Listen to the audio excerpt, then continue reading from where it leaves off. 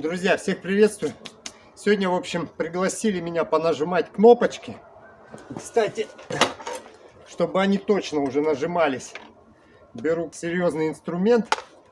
Но мы едем с вами сегодня в горы на монтаж объекта.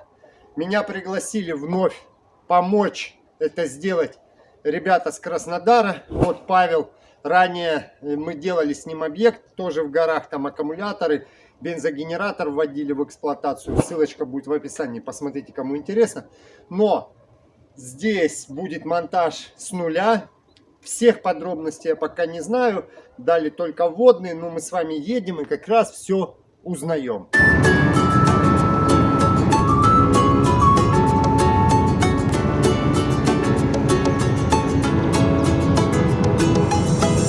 Ой, еду, вон Эльбрус, шапка в дыму. И вот такие красивые горы у нас здесь. Просто эстетическое наслаждение от одной только поездки туда.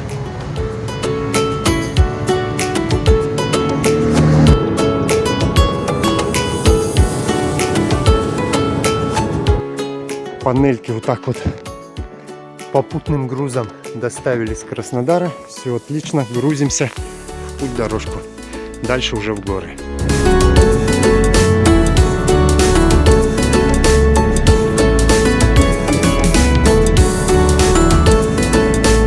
Смотрите, у нас 12 часов дня сейчас, да, а вот это место, оно в тени. Ну, я его и сзади там проехал.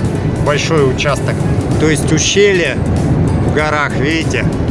Вот это да. Вот тут вот реально до 12 часов нету никакой солнечной активности. У нас затрагивается утро, вечер и день. Так, блядь, у тебя с утра до 11 часов солнце не активное, блядь. Активное солнце начинается, блядь, с 12 часов до 5 часов вечера. Все. Ну, говорить такие глупости в рамках страны, да, ой, это, конечно, надо уметь. А тут вот хоп, и есть уже солнышко. Ну, только здесь активность, только с 9. И вот опять место, где солнце вон за той скалой. Видите, как долго здесь нету солнца. Уже 12 часов. А вон на той скале, видите, оно есть. То есть, если вот конкретно в этом месте ущелья захотеть поставить солнечные панели, либо они будут работать только после часа и максимум до 3, либо вон туда наверх тащить солнечные панели. Вот в Тернаус тоже въезжаем. Смотрите, если на стеле здесь сделать подсветку, уже у нас 12 часов, видите, стела в тени. То есть энергии зимой здесь от солнца для обеспечения подсветки этой стелы будет недостаточно. Либо нужно завышенную мощность солнечных панелей ставить. 2 или 3 декабря сегодня, уже в горах нет снега. Елки-палки, это вообще...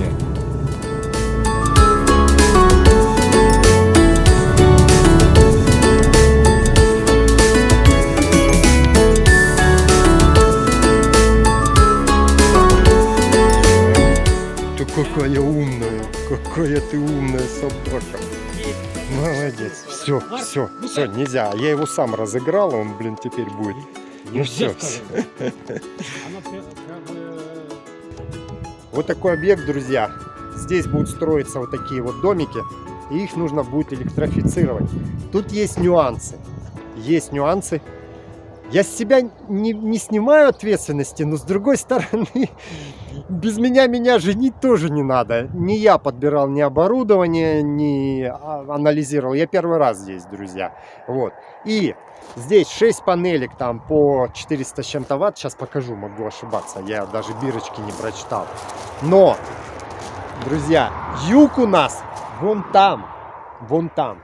Видите, как скат стоит? На восток и на запад.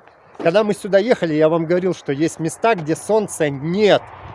Так вот, уже час дня, а солнца еще здесь нет. Зимой. Это только зимой. Сейчас в районе 1:30 солнышко выйдет вон оттуда. Ну и потом, по мере движения года, да, будет солнышко все раньше выходить. Но даже летом, друзья, будет сначала восточный скат освещен, потом западный.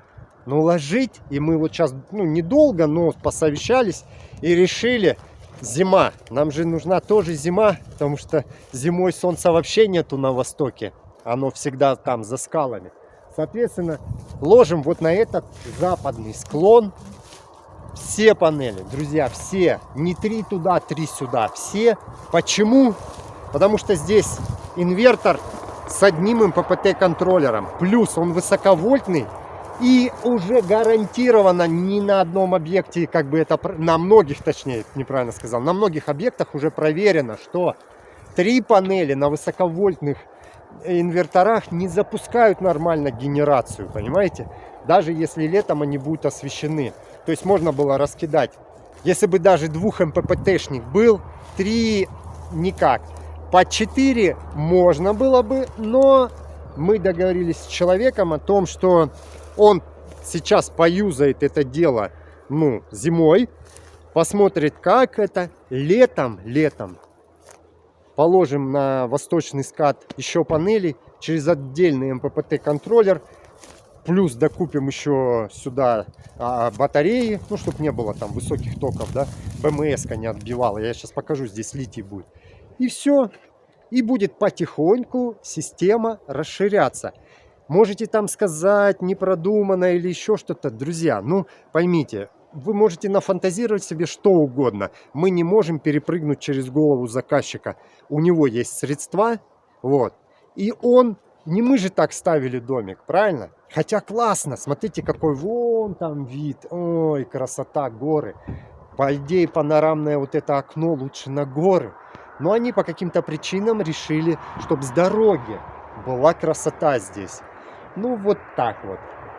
Гора, конечно, красивая вещь. Давайте небольшой обход территории. Значит, смотрите, вот такое здесь помещение. Конечно, да, вот здесь вот окно смотровое есть. И можно видеть горы. Но основное окно у нас смотрит вот на эту гору. Здесь у нас туалет делается. Еще одна комнатка. Света нигде нет. Но сейчас мы свету сюда заведем. Время 13:18. И вот как раз, видите, выходит солнышко на домик. Мало времени зимой. Конечно, мало будет приход энергии. Но вот такие особенности. Давайте сразу остановим предложение, что типа вот тут вот где-то поставить панели на отдельно стоящих, рамах, чтобы раньше здесь все освещалось. Друзья, от дороги тень дошла до сюда буквально за 15 минут. То есть не думайте, что там мы теряем времени там 3 часа, если не поставим, точнее, там солнечные панели где-то. Вот. Да, вот правильно Павел подсказывает. Вот если вот туда на горы поставить, то да. Но здесь вот, буквально сколько я еще камеру не выключал, уже весь домик освещается, видите? Да, и тепло, кстати. Вот так.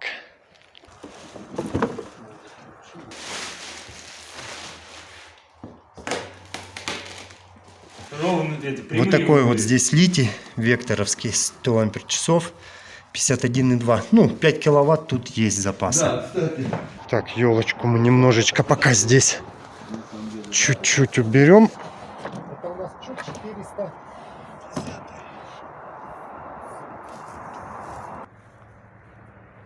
Такая вот кровля, как она, вальцевая, короче. Но не USB подложка, а 15 через 15, точнее, идет обрешетка, дюймовка. Как ее вычислить там, конечно, пока не знаю. Но сейчас будем давить, смотреть. Может быть, будет видно следы от продавливания там с той стороны обрешетки. Друзья, и вот здесь тоже не ругайте и не предлагайте ставить конструкцию металлическую. Во-первых, территория нужна для домиков. Землю здесь берегут и экономят. Сетка То есть здесь будут домики. Но даже если выделить в будущем здесь, вот так крепя на сами домики, да, каким-то образом несущую, и вот здесь козырьком вот так сделать панели, в любом случае зимой, как я и сказал, видите, вот только что после часа, уже 1:30, здесь появляется солнце. Поэтому мы здесь зимою ставим солнечные панели на западный скат именно тогда, когда он будет работать. Восток здесь не работает вообще. От слова нифига не работает. А запад будет работать.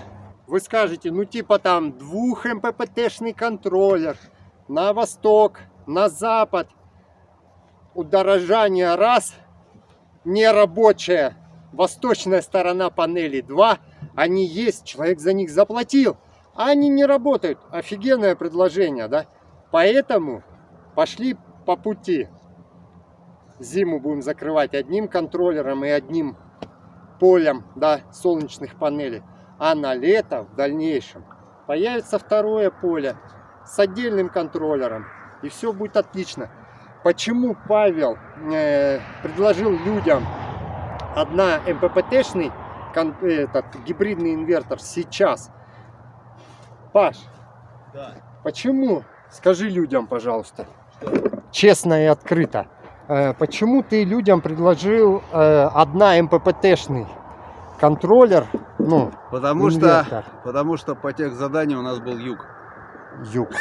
Вообще Оказался запад. Друзья, вот, то есть, понимаете, сейчас вы начнете, и у меня есть такие зрители, ребята, и вас я тоже люблю и уважаю. Была фотография, где написано, вот солнце здесь, на этой крыше. Но здесь когда юг. вы даете, да, советы, Павел, извини, перебиваю, но когда вы даете советы, типа, не привязанные к реальности людей, объектов, местоположения объекта, нас только сильно не ругайте, почему мы сделали именно такой выбор, который мы сделали. Павлу сказали, что все на юг. Какой? Зачем здесь 2 МППТ контроллера? Но оказалось, А вообще не на юг. изначально шло даже 3 киловатта. В последний момент переиграли на 5. На 5. Да, а 3 с 2 контроллерами не бывает вообще. Ладно, друзья, я думаю, предварительные, вопросы мы закрыли. Начинаем работать. Ну, и всякие нюансы буду показывать.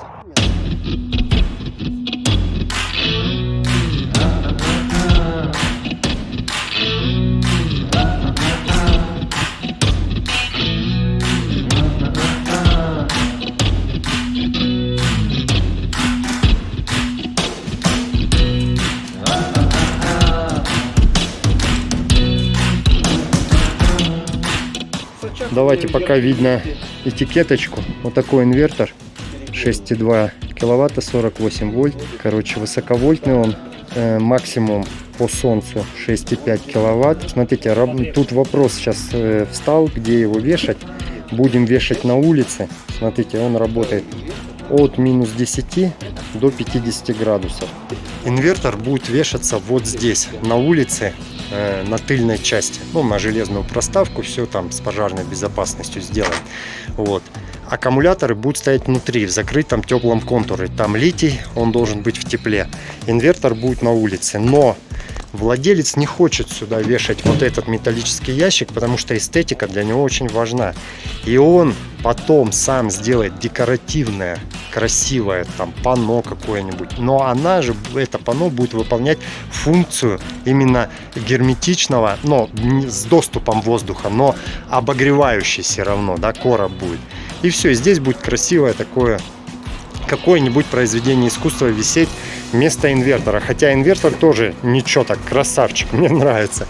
Он не испортит внешний вид.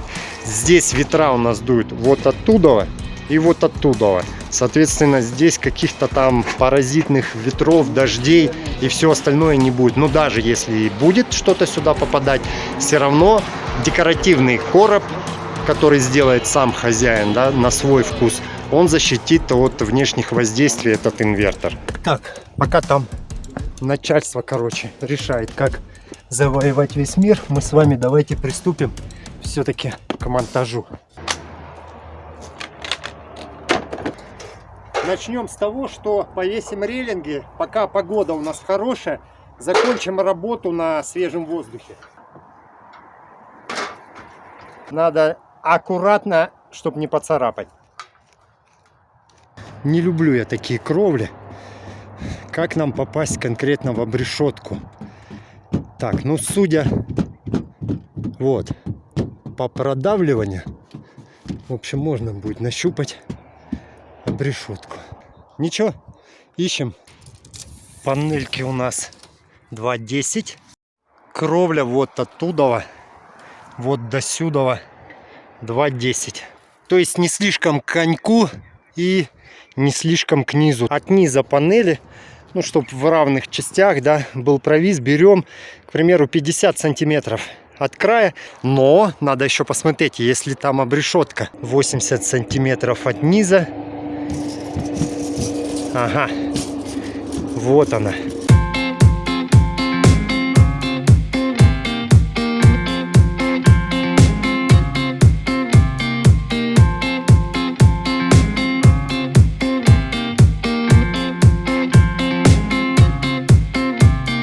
Вот такая закладная, якорек. Здесь выточки.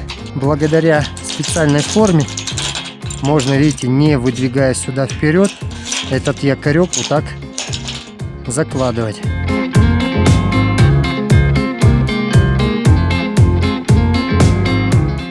Смотрите, как по ниточке. Хотя делал на глаз.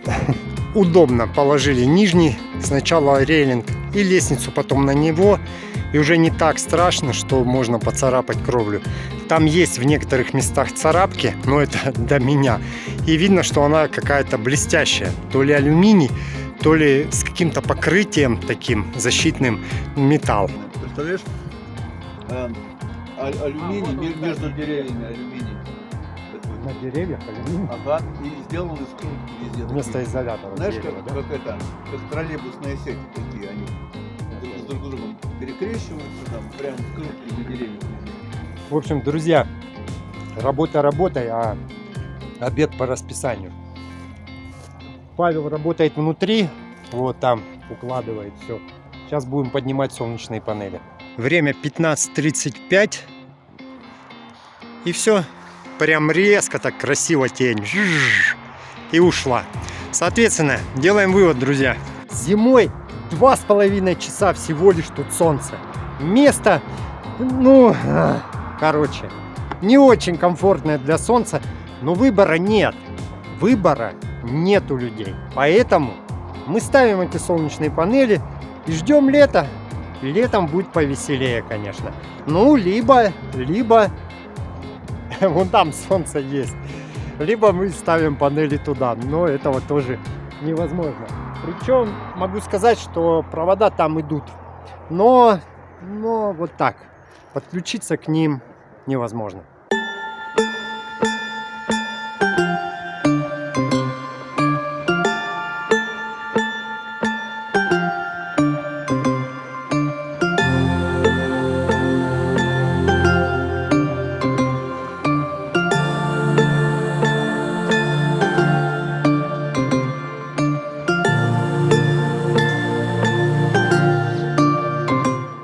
Первая шла намного тяжелее, но дальше уже приноровились. Помашите ручкой все. Это наши зрители и болельщики за нас. Еще давайте один маленький нюанс. Смотрите, по крепежу разный крепеж я встречал. Оконцовки, тэшки, да, центральные крепежные элементы прижимные, да. Ну вот, интересный такой Павел нашел такие эти, видите, Z такая буковка. И вот так, это по 4 сантиметра профиль рамки, да, вот так по 3, по 3,5. А, нет, даже вот так по 3, извините, по-моему, да, а вот так по 4. То есть универсальный такой профиль, и отверстие здесь есть, и здесь есть.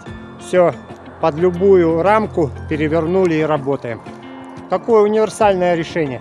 Я думаю, многие, да, видели в интернете, есть такие задвигающиеся, там можно разный выбрать, универсальный, так сказать, режим. Но если действительно современные сейчас рамки у панели это 3, 3,5, 4 я уже давно не видел. 3-3,5. Вот такой универсальный зажим. Протянули проводник под панелями, да?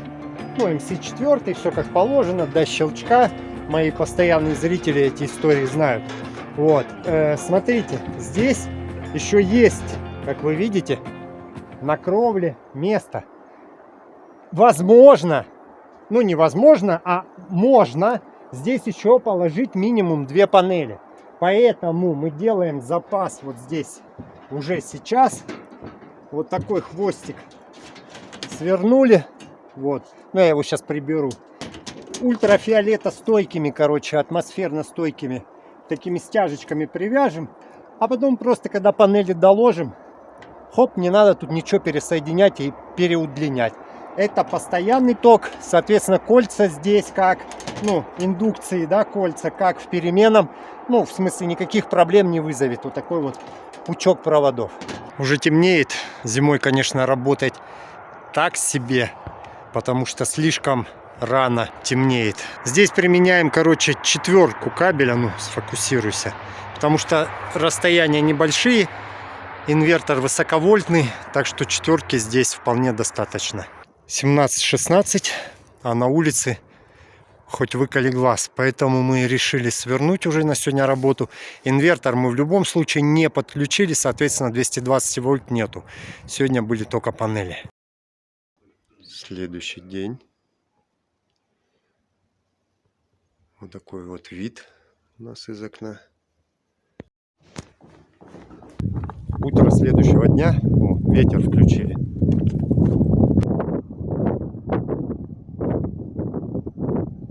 Кстати, ночевали мы в поселке Нейтрино. Вот. Все на месте. Панельки сейчас откроют, будем проверять, вообще они какую-то энергию, ну какую-то дают. Ну, я думаю, мы сегодня застанем именно до выхода солнца. Посмотрим, какая будет энергия. Давайте немножко остановимся на концепции здесь всего размещения. Вот смотрите, аккумуляторы у нас будут стоять здесь. В теплом контуре, как я ранее, возможно, уже говорил. Но проводники питания мы выведем через стеночку и подключим вот здесь вот к инвертору. Почему инвертор здесь? Потому что шумит. Соответственно, людям здесь, отдыхающим, нужен будет покой. Аккумуляторы ставить на улице нельзя при минусе, это литий. Инвертор будет здесь защищен и от осадков, и от влажности не скажу, но от прямой этой такой, знаете, этого воздействия именно влаги, конечно, он будет в любом случае защищен. Вот. Это тоже согласовано с владельцем. Все риски мы ему объяснили. Ну, их тут немного, но риски, допустим, действительно немножко повышенной влажности будут. Но из-за того, что там он всегда гудит, продуваем, я думаю, работать он будет нормально. Размещение такое, конечно, спорное. Оно, давайте так скажем, компромиссное. Ну, потому что нет здесь нет подготовленной бойлерной, назовем ее так, да. Можно ли будет потом перенести инвертор в отдельное помещение? Конечно, можно. Человеку мы объяснили, что нужно было сделать. Он говорит, нет, давайте поставим так, я понаблюдаю, зато уже буду с энергией. То есть, чтобы вы понимали, почему это сделано так и почему это в итоге может быть не конечный, да, результат установки. Возможно, его перенесут. Но если будет работать, у нас будет хороший опыт внедрения инверторов вот так. Я знаю, что есть инвертора, допустим, сетевые, которые просто тупо ставят на улице. Вот. Они подходят. И эти еще инвертора, обращаю ваше внимание, с вентиляторами. Ну, то есть они должны защищаться, конечно, инвертора от прямых дождей, да, вот, там, от пурги, которая бы там снег заметала к инвертору, да, но они нормальные вентиляторные сетевые инверторы, те же Fronius, они с вентиляторами и спокойно их можно ставить на улице, ничего страшного. Поэтому я думаю, здесь тоже ничего ужасного не произойдет. Но, друзья, если у кого-то есть реальный опыт, только реальный, не фантазии ваши, друзья, не фантазии, еще раз, а привязанная к конкретному объекту, конкретному месту, конкретной погоде, короче. Если у вас есть примеры, что вот такие гибриды, короче, очень плохо работают, да, вот в таком моменте установки, пишите и давайте ссылочки на ваши видео. И вот, давайте еще остановимся на таком моменте. Вот здесь мы отъехали от Нейтрино, где был ветер, да, метров 6, такой холодный, промозглый, километра 2 здесь, вот. А сейчас здесь ветра нет. Но я разговаривал с владельцами, они сказали, что тут бывает, задувает, вот. Насчет слова бывает, вот, я говорю, конечно, бы понаблюдать, но они субъективно говорят, что ветер здесь есть. Нейтрино и внизу тут очень в Баксане, по-моему, как там, нижний, верхний Баксан, вот, там тоже, говорит, задувает очень и интенсивно, и сильные ветра бывают, поэтому вот это типа затишье, это тут редкость, но все равно, прям с корабля на бал здесь ставить ветрогенератор мы пока не будем, но в процессе эксплуатации, в процессе наблюдения, вот, я думаю, что можно будет рассмотреть сюда установку и ветрячка. Ну, только сразу такого, на киловаттик. Вот, какого-нибудь с защитой даже Eclipse. Ну, заводского. Вот. Потом, смотрите, потому что маленький, да, который я, вот, проекты мои Арзамас ставить, ну, сюда нету смысла. Хотя тоже можно. Можно, как, знаете, такой стенд тестовый здесь установить. Вот. Но, давайте немножко затронем тему, как раз таки, опять же, чуть-чуть вернусь я про концепцию ветрогенераторов. Опять же, завидной регулярностью, блин, слушайте, вот иду, и прям теплый ветер подул. Только хотел сказать, прям теплый такой, видно снизу, где-то горы нагрелись, это отступление. Ну вот, давайте концепцию ветрогенераторов рассмотрим. Смотрите. Есть группа фриков одна в интернете, которая с завидной регулярностью начинает рассказывать о том, что ветрогенераторы это типа фигня. О том, что ветрогенераторы заряжают аккумуляторы, я показал в одном из своих видео, ссылочка будет в описании, посмотрите. Эту тему вроде закрыли. И вот теперь они там кубаторят на новую тему обсуждения. Это то, что якобы ветрогенераторы именно в общем концепция фиговая. Почему? Потому что она требует обслуживания. Хорошо, друзья, смотрите, вот у этих ребят, они ж не лицемеры, у них личного транспорта нет вообще, его же надо обслуживать, ему нужно менять масло, ему нужно после определенного пробега там узлы, агрегаты менять, вот, колеса, резину менять по сезону, то есть это же бред, да, соответственно, они наверняка ездят только на маршрутке и доверили все эти процессы, короче, ну, другим людям, вот, они не обременяют себя этим обслуживанием. Ну, и так много чего, да, в быту можно привести в пример, что требует регулярного обслуживания. Точно так же и с ветряками. Они требуют обслуживания. Никакого там страшного, но требуют. Но они и дают энергию. Теперь вопрос. Где дают энергию? Ставить в нейтрино ветрогенератор, блин, вообще тема, потому что все местные говорят, там дует ветер, потому что самой этот город, ну, поселок, он на горе, на вершине, в ущелье, да, вот начинается ветер. Вот, спасет ли здесь ветрогенератор вот эту систему солнечную, да, которая до утра зимой, до часа зимой не работает? Конечно, при наличии ветра спасет. Ну так вот, друзья, если кратко, я просто уже не хочу обращать, если честно, внимание на этих дурачков. Вот, ну, правда, я не могу это по-другому назвать. Вот. Но, ребят, самое простое правило. Если у вас нет ветра в регионе, не ставьте ветрогенераторы. Они у вас работать не будут. Если у вас есть ветер в регионе и вам нужна дополнительная энергия на межсезонье, ставьте. Все это кратко. Все остальное это бред сумасшедшего. Продолжаем. И важное дополнение от человека, который делает ветрогенераторы, устанавливает ветрогенераторы, что ветрогенераторы это не хобби и не для души. Это не какой-то безымянный комментатор там, вот сейчас вам говорит, да, который можно от своего имени написать, что ветрогенераторы это для души, да, и потом этим бравировать, вот, те, кто делает ветряки, короче, говорят, что это для души. Нет, вот я, производитель ветрогенераторов, официально вам заявляю, ветрогенераторы не для души, это не хобби, это источник получения энергии в регионе, где есть ветер и где ветрогенераторы использовать можно и нужно. По моему правилу, используйте альтернативные источники энергии там, где это можно, нужно и выгодно делать.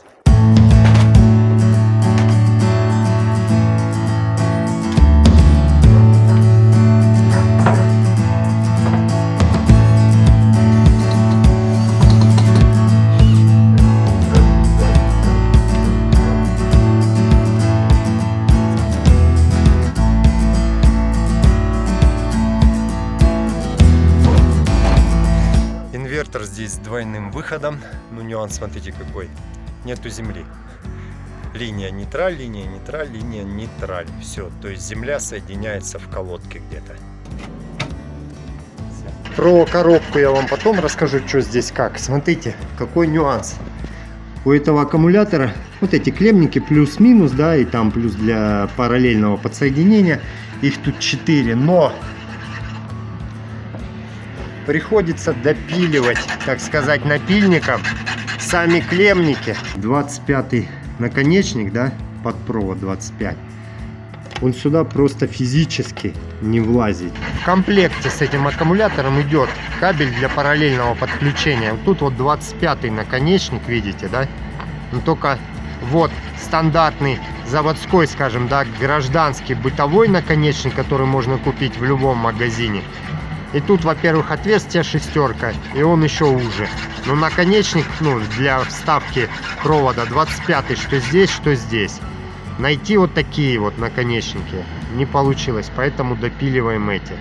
Ну, без ущерба, конечно, пятну контакта. Переменку собрали, значит, смотрите, здесь вход от бензогенератора, первый канал основной и резервный канал. Ну, не резервный, пардоньте, второй, да, мастер-слейв, выходы. Точно так же они здесь сделаны. Бензогенератор, автомат, автомат основной, автомат слейв, вот так скажем. И на следующий домик, короче, отводка идет. Именно это по линии 220 вольт. Сейчас собираем по постоянке. По постоянке давайте посмотрим. Значит, смотрите, плавки, вставочки. Это у нас именно они будут срабатывать. Если вдруг пойдет разряд молнии, сработает УЗИП, там перегорит, ну, замкнет в короткое замыкание элемент УЗИПовский, который, да, не вся, если не весь разряд уйдет на землю, вот, то выгорят эти предохранители. Но у нас еще есть и автомат. Автомат будет просто как коммутационный механизм, который будет подключать и отключать солнечные панели. Плавки, вставки на 15 ампер, автомат на 16. Здесь одна линия, там, по-моему, 10 или 11 ампер рабочий ток солнечной панели. Проводник, который соединяет переменку, выбрали Нюм. Он жесткий, конечно, работать с ним так себе, но он защищенный. Это не основная задача. Основная задача, ну смотрите, он красиво выглядит, эстетично. Вот, ну и он у нас был. Вот. Мягкого такого толстого мы забыли. Вышли из ситуации именно Нюмом. И этим же Нюмом пропустили, короче, до солнечных панелей. Все, эстетично, красиво и, главное, функционально. Так, 270 вольт. Ну, 269, если быть точным. Минус только. То есть перепутали. Минус, да. Почему? Я же говорю, перепутали. Ну, ты как подписал. Да. И перепутали, кстати. Видите, это надо обязательно перепроверять. Самое главное, не то, что не перепутали и не перепутали, а то, что... Короче, друзья, Павел переживает, что не перепутали, а перепутал. Да, делал монтаж я, перепутал я. Павел здесь я не переживаю, я шучу. Это все на самом деле фигня. Самое главное проверить. Да, просто не пренебрегайте, да, таким моментом, потому что, тем более, видите, здесь проводники оба черных. Ну, не было красного и черного кабеля. Соответственно, оба черных мы пометили здесь изолентой. Ну, видимо, в процессе я неверно переткнул все эти клеммы. УЗИП здесь фаза, ну не фаза, а плюс-минус независимый. У него можно на оба подавать. Поэтому особо мы ничего не испортим, кроме на автомате все-таки написано плюс и минус. И вот эту маркировку нужно соблюдать. Солнца еще пока нету. Видите, да? Солнышко пока там ходит. Но уже 200 есть. Здесь на выходе проводников поставим кабель-канал. Все, что временно, то постоянно. Но владелец сказал, поставьте кабель-канал, пусть будет. Потом он его либо покрасит, вот, либо когда купит другой, ну, подходящий по цвету, он применит его. Ой, аккумулятор мы запустили. Давай включать инвертор. Так, все отлично. 52,4. Угу. Сейчас пусть запустит. Генерация. Генерация пошла, все отлично. Но давайте мы запустим еще солнечные панели. Вот он. Так, отлично. Вот Видим. 278. Угу. Так, все. Вот, пошел заряжать. Вот. Так, а сила тока у нас какая идет? 6 ампер. А мощность 450 ватт. Давайте мы сейчас вам покажем, Солнца что нет. на улице. Да. Вот такая вот у нас облачность. Здесь голубое, конечно, небо. Но солнце где-то вот там. Вот я думаю, что вот эта тучка, она сейчас в лучшую сторону играет для восприятия, короче, отраженного света этими панелями. Вот. Если бы было просто голубое небо, возможно, такого эффекта и не было. Но пока мы там еще доделаем некоторые моменты, мы дождемся, может быть, застанем все-таки солнышко и посмотрим, сколько это поле выдаст. Напомним, что здесь установлено 2,7 киловатта. По солнцу номинальная мощность панелей. Давай. О, все, вижу, свет есть здесь. Есть свет здесь. Так, а ну-ка. Такие отличные тумблерчики. Здесь у нас бойлерная, она же душевая. Все здесь работает. Здесь все, розетки работают. Вот так вот получилось аккуратненько. С одной стороны, видите, все сверху, снизу, как я ранее говорил, здесь можно сделать декоративное панно с вентиляцией, и не будет вот этого всего хозяйства наружу. А так, мне нравится. Кабель солнечных панелей получилось спрятать под облицовкой. Здесь вот так аккуратно он вышел. Опа! Это мы не то нажимали, да? Это В общем, такой пультик только у меня. И у Майкла Джексона, да, как говорится в фильме. Все, заказчик, в общем, доволен, Вот, все вот, нормально. Нет ничего ценнее, чем эмоции, короче, владельцев. По традиции, координаты этого места, друзья, будут в описании к этому ролику. Ребята только как бы запускают, да, этот комплекс. Хотел понтануться. Ребята только-только запускают этот комплекс, да, туристический здесь с проживанием.